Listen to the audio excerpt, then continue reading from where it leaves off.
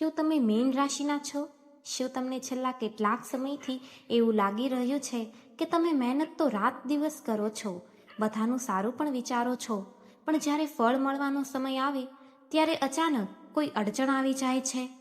ક્યારેક ઘરમાં કારણ વગર કકળાટ થાય છે, અથવા મનમાં એક અજીબ પ્રકારની બેચેની અને ડર રહ્યા કરે છે? જો તમારો જવાબ હા છે, તો આ વિડીયો માત્ર અને માત્ર તમારા માટે જ છે. વર્ષ 2026 મીન રાશિના લોકો માટે એક મોટો બદલાવ લઈને આવી રહ્યો છે. આ વર્ષે ગ્રહોની સ્થિતિ તમને આસમાન પર બેસાડી શકે છે. જો તમારા પોતાના ઘરમાં જ નકારાત્મક ઉર્જા ભરાયેલી હશે, તો બહારથી આવતી 2026ની આ સુવર્ણ તકો તમારા ઘરના ઉંબરા પરથી જ પાછી જતી રહેશે. નમસ્કાર મારા વહાલા મિત્રો, સ્વાગત છે તમારું આપણી પોતાની ચેનલ સ્પિરિચ્યુઅલ ભૂમિ ગુજરાતીમાં. આજે હું તમને કોઈ મોટા તોડફોડવાળા કે હજારો રૂપિયાના ખર્ચાવાળા વાસ્તુ નિયમો નથી જણાવવાની. આજે આપણે વાત કરીશું એવા 5 સાવ નાના, સરળ અને સચોટ ફેરફારો વિશે, જે તમે આજે જ તમારા ઘરમાં કરી શકો છો. આ વિડીયો છેલ્લે સુધી જોજો, કારણ કે વચ્ચે હું એક એવી વાર્તા કહીશ જે તમારામાંથી 90% લોકોના જીવન સાથે સીધી જોડાયેલી હશે. અને છેલ્લો ફેરફાર તો તમારા ઘરની આર્થિક સ્થિતિને જાદુની જેમ બદલી નાખશે. મિત્રો, સ્પિરિચ્યુઅલ ભૂમિ ગુજરાતી ચેનલનો હેતુ માત્ર તમને માહિતી આપવાનો નથી. હું તમને મારા પરિવારનો એક હિસ્સો માનું છું. મારું એક જ સપનું છે કે ગુજરાતના દરેક ઘરમાં સુખ, શાંતિ અને ઈશ્વરનો વાસ હોય. આપણે બધા જાણીએ છીએ કે આપણું ઘર એ ઈંટો અને સિમેન્ટથી બનેલી કોઈ નિર્જીવ ઇમારત નથી, પણ આપણું ઘર એ જીવંત છે. તે શ્વાસ લે છે. જો ઘર બીમાર હશે તો તેમાં રહેનાર વ્યક્તિ ક્યારેય ખુશ નહીં રહી શકે.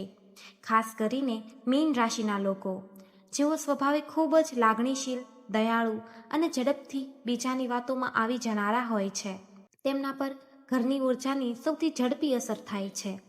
તો ચાલો જાણીએ 2026ના વર્ષને તમારું સૌથી ભાગ્યશાળી વર્ષ બનાવવા માટે તમારે ઘરમાં ક્યાં નાના વાસ્તુ ફેરફાર કરવા જોઈએ.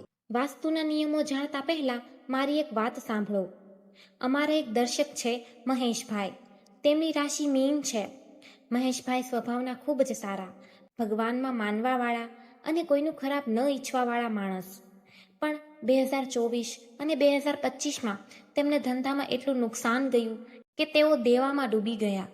રાત્રે ઊંઘ ના આવે, પત્ની સાથે નાની નાની વાતોમાં ઝઘડા થાય. એક દિવસ તેમણે મને ફોન કર્યો અને રડતા રડતા કહ્યું કે ભાઈ, મેં કોઈનું શું બગાડ્યું છે કે ભગવાન મને આવી સજા આપે છે.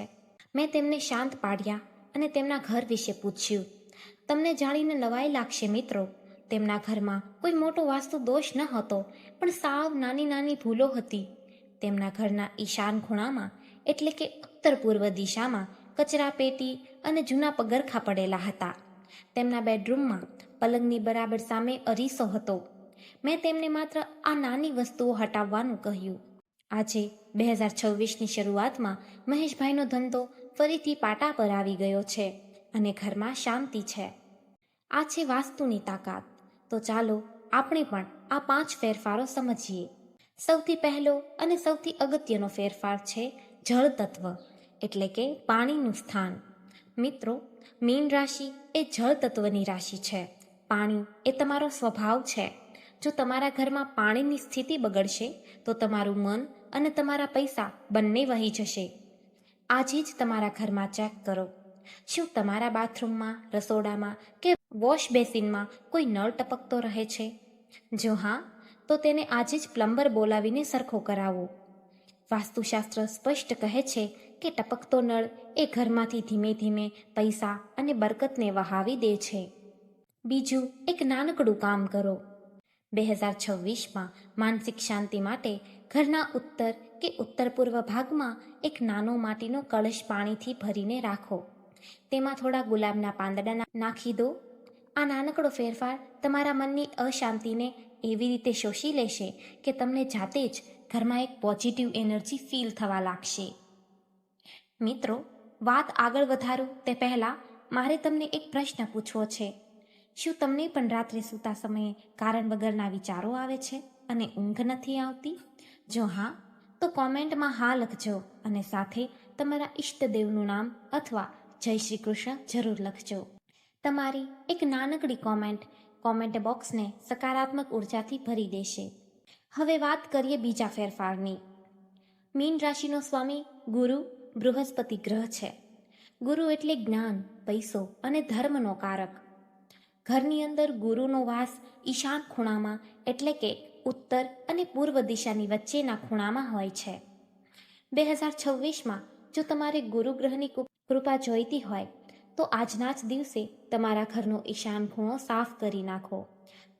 ત્યાં કોઈ પણ પ્રકારનો કબાડ, જૂના વાસણો, કચરાપેટી કે સાવરણી ન હોવા જોઈએ. મીન રાશિના લોકોએ 2026માં આ ખૂણામાં એક નાનો પીળા કલરનો બલ્બ લગાવવો જોઈએ અથવા તો આછા પીળા રંગનો કોઈ પડદો કે ફોટો લગાવવો જોઈએ. પીળો રંગ ગુરુનો પ્રિય રંગ છે. જ્યારે આ ખૂણો જાગૃત થશે ત્યારે તમારા ઘરમાં નવી તકો સામે ચાલીને આવશે. ત્રીજો ફેરફાર તમારા સ્વાસ્થ્ય અને મગજની શાંતિ માટે છે.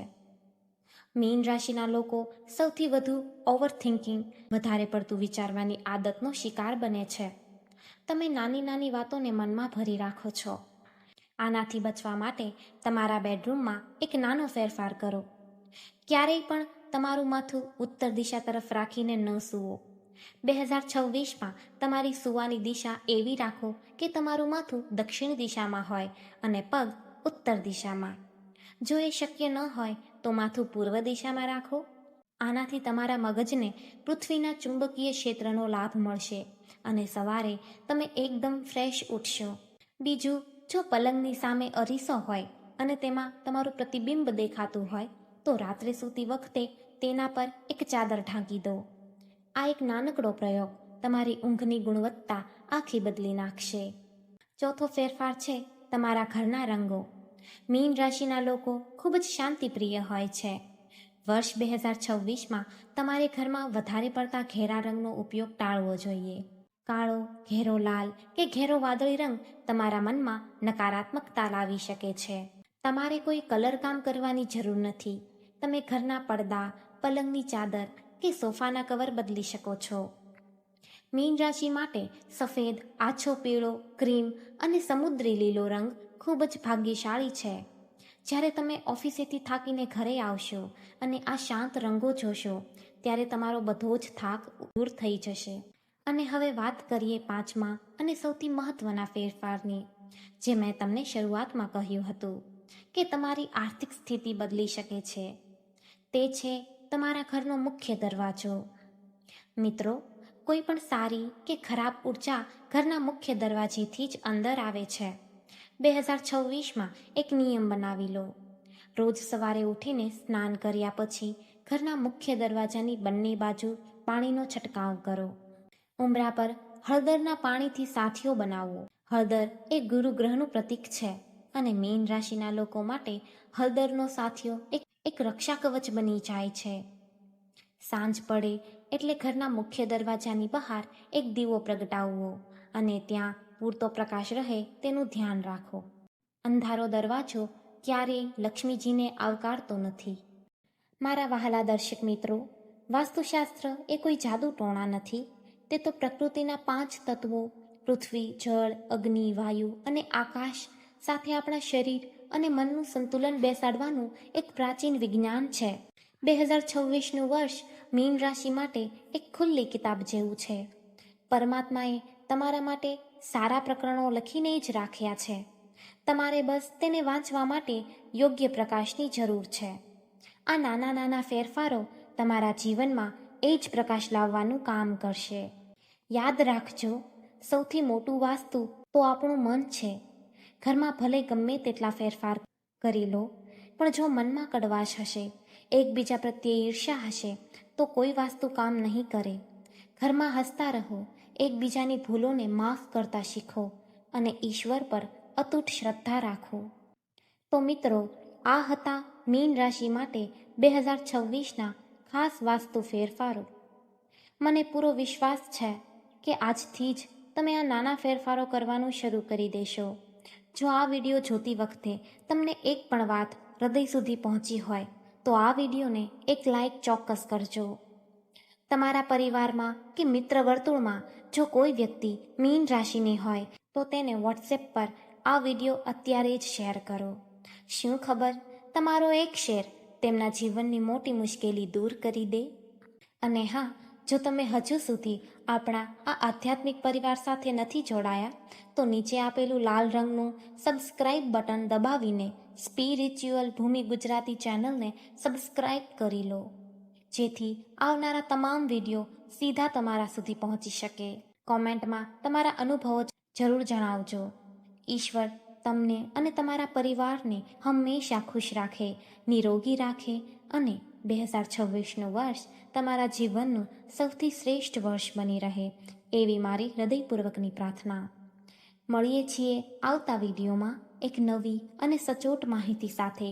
ત્યાં સુધી હસતા રહો, સ્વસ્થ રહો. જય શ્રી કૃષ્ણ, જય ભોલેનાથ.